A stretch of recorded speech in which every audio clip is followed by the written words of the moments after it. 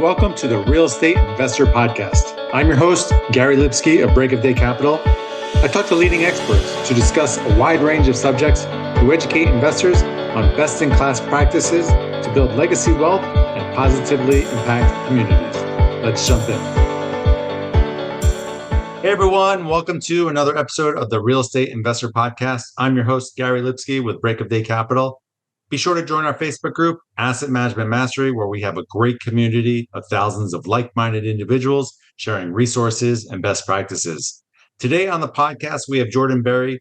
Jordan is the founder of Laundromat Resource and an education and community platform for current and future laundromat owners. Hey everyone, we have launched the BODC Multifamily Impact Fund. Invest with a trusted operator with a track record of success. Our fund offers diversification, risk mitigation, tax benefits, and stringent acquisition criteria. If you'd like to learn more, head over to our website at breakofdaycapital.com.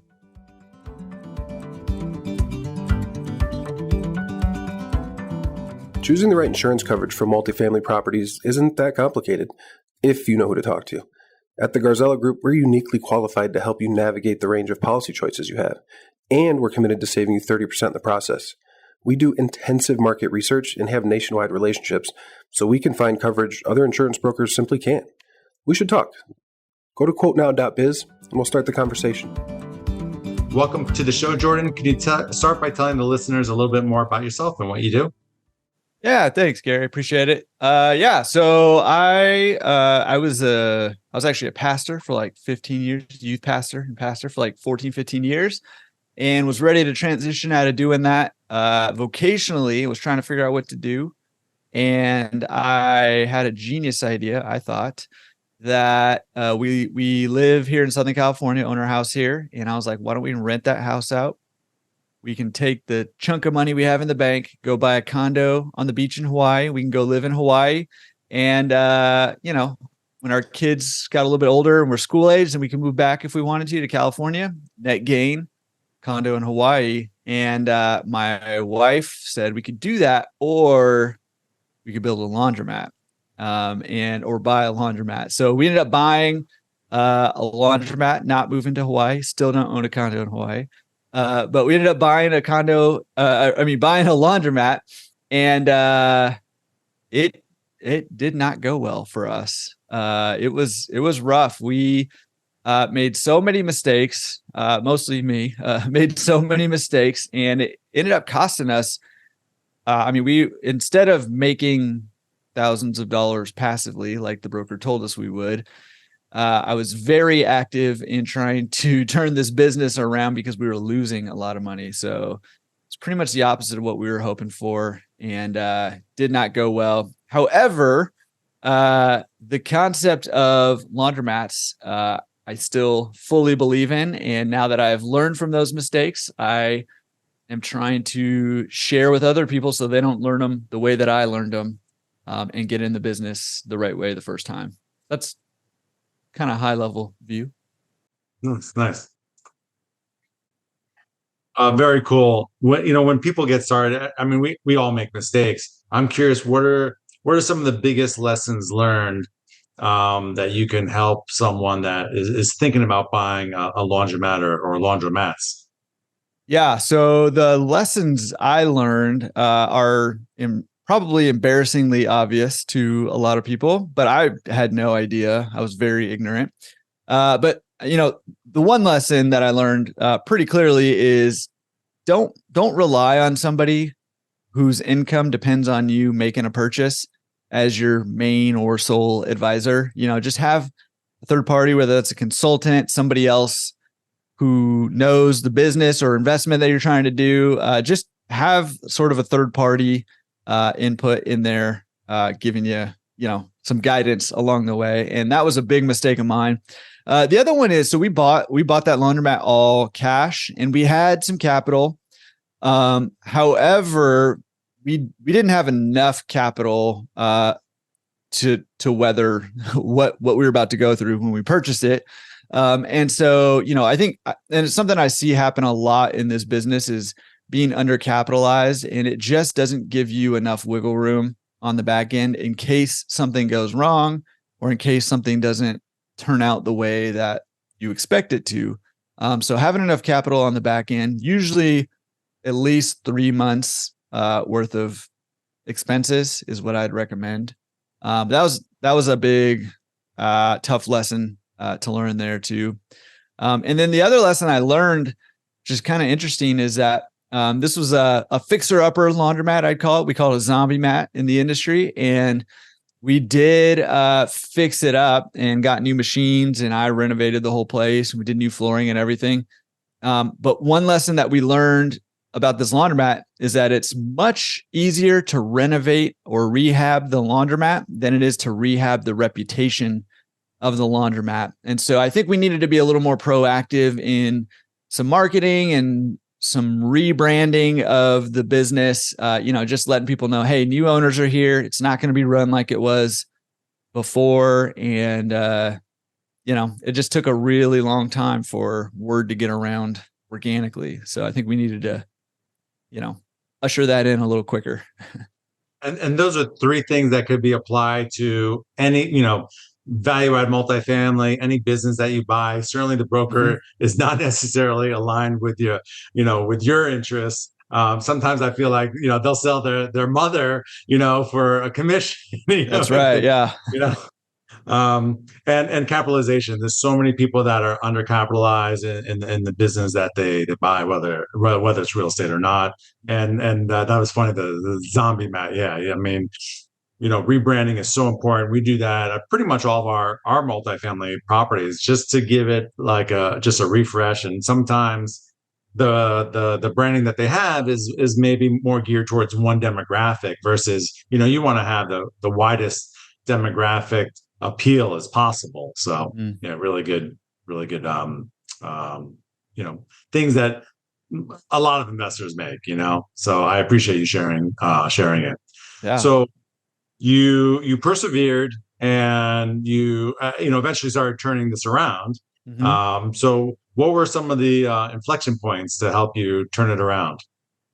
Well, I mean, honestly, a lot of it was just grit, just kind of gritting my teeth and suffering through it to just try to, figure it out. But, it was a lot of talking with people, the customers, getting feedback, visiting other laundromats, seeing what they were doing well and what they weren't doing well. And, just kind of waiting for the snowball to take place. Now, again, I don't recommend doing it that way. I recommend building your own snowball. But that's kind of what I did. So, once you kind of get the business established, they're pretty simple businesses, right? There's not a lot. You got to keep all the machines working, keep the place clean, well lit, keep it safe. It's not necessarily always easy, but it's not complicated. Right. And so it's just a matter of doing the small things over and over and over, which admittedly I'm not great at doing, by the way. But it's doing the small things over and over, just consistently. And, eventually, word just kind of got around like, okay, this business is different now. It was like gang territory when I bought it, and we, took a lot of time and effort, but, got that problem situated. And, so there was no magic formula. It was just, I could either sell and cut my losses or just grit my way through it. And I'm just stubborn enough to grit my way through it, I guess. Grit goes a long way.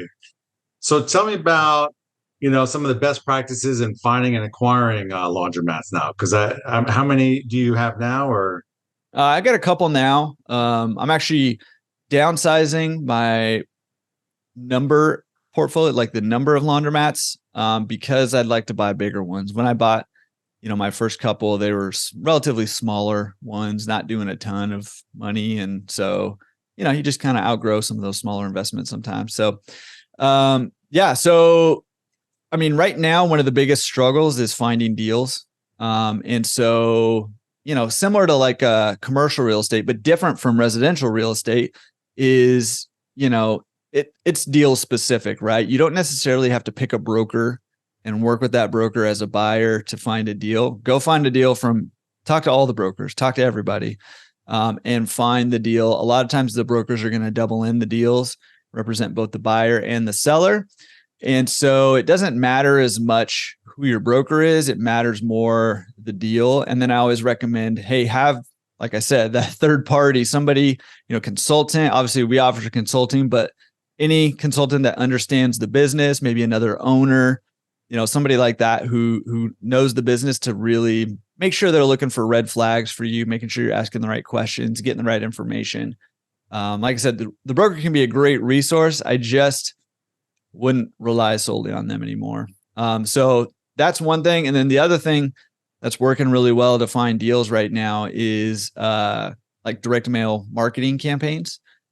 And there's not a lot of that happening, although there's a little bit more than there was, but it's still a golden opportunity for finding laundromats for sale right now. And then the trick becomes, verifying the income, right? Because they're cash businesses, notoriously bad at keeping the books, or notoriously very good at keeping the books, if you know what I mean. And so it can be tough to verify the income of a cash-based laundromat. So that's one of the tricks that, during due diligence that you're probably going to need some guidance and help on. So I guess you could kind of figure out, I mean, when sometimes we're looking at properties that, the financials are really bad. So we could take kind of averages that we know, and kind of guesstimate the income based on how many units, the occupancy, stuff like that. And so are you able to, based on the demographics, kind of figure out some of those things as well? Yeah. So you can look at demographics. You can look at, so you'll do like coin counts where you'll go in with the owner, count, like collect the quarters or whatever, and count them. You'll do like a water analysis where, you take a look at the water bills and you compare that to how much water each type of machine uses and how many times a day they're being used. And so you can basically, the way that I describe it is you're going to stack a whole bunch of methods on top of each other to try to get this range of what the income is as narrow as possible. You're never really going to pinpoint it exactly, but you want to get it as close as you can to how much money's coming in. So you're using a whole bunch of methods to sort of cross-reference each other. And the way I understand that water bill is so important because the IRS like, I might be communicating this wrong, but like checks the water bill based on usage to like really pinpoint where your income should be, so that for those investors out there thinking that, you can get away with murder with a laundromat, you really can't, because of that. That water bill is a key indicator, Yeah. Yeah. So the water bill is going to get you pretty close, but it's not going to be precise either. And so, yes, I think the IRS does utilize the water bill primarily to kind of back into a number. But it's not going to be a precise number. But I don't recommend you keeping bad books or keeping wrong books or keeping two books.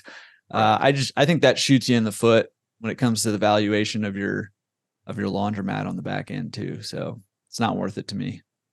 So give me some rough numbers of what a laundromat, or maybe what you're looking for investors out there that have always thought about owning one and just, they don't know what to expect as far as like cash on cash, mm-hmm. or, IRR.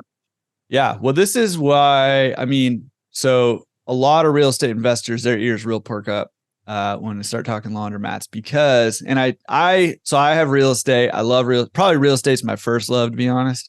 When it comes to investing in assets. However, the average real estate deal can't touch the average laundromat deal when it comes to cash flow and cash on cash return. So for a laundromat, an average deal, a base hit deal is a 20 to 25% return on your investment, and that's unleveraged. So once you throw a loan on top of that, that number can go up from there. And that's just sort of an average return. So it's tough to find that in real estate, or really a whole lot, most other places really. And so that makes laundromats pretty attractive. Now, I will say, although they're simple and they're relatively I'd call them time divorced. They're not, it's not like a job. They're also not passive, right? You can make them more passive, and there are ways to do that, but it's not passive. And I always kind of half joke, anytime you got a bunch of people or a bunch of machines, you're going to have problems, right? You got a bunch of both laundromats. So there are problems that come up that need to be dealt with. However, I mean, you're looking at maybe 5 to 10 hours a week for that 20 to 25% return on your money. That's pretty good return. Yeah. Cause on, typical multifamily, I mean, it could be, a few percentage points in the first year to, maybe 10%. I mean, that's pretty high. Yeah. Yeah. And you can see how that adds up real fast. Now, the benefit of multifamily specifically, but real estate in general, is that equity play, right? Because, the upside of laundromats is that their cash flow is higher. However, the downside is the equity doesn't grow as quickly. You can still force equity in a laundromat, but it just doesn't grow as quickly as it does in real estate. So that's the downside. But that's why I say, a lot of people who are looking to exit their 9-to-5 job, they want financial freedom. I actually don't think you should start with real estate. I actually think you should start with something like a laundromat where you can get that cash flow that's going to give you the freedom, and then you can go build that portfolio because you're just going to get there a lot quicker, getting 20, 25% cash on cash return than you will at 5 to 10% return on your money. So is there a number or inflection point for like scalability that you're trying to hit as an owner where it really could put together a team and marketing and whatnot? Like what is there some magic numbers with that?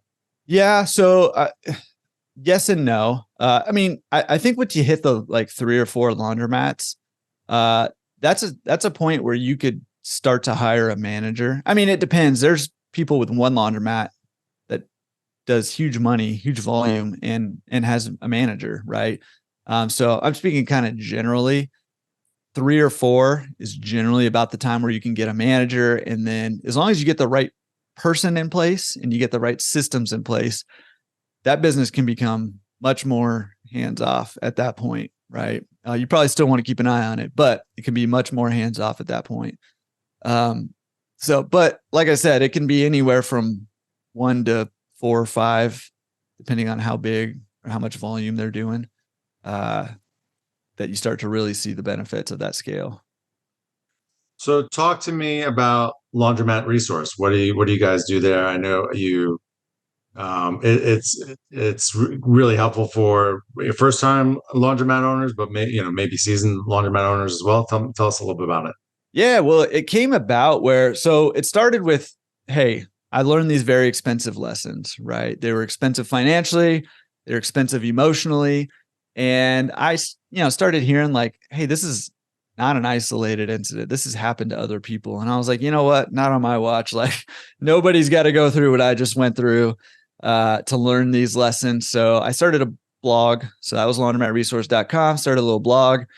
And then, writing takes a lot of time and it's really hard to do well. And so I was like, well, I'll start a YouTube channel because I don't mind like getting in front of a camera.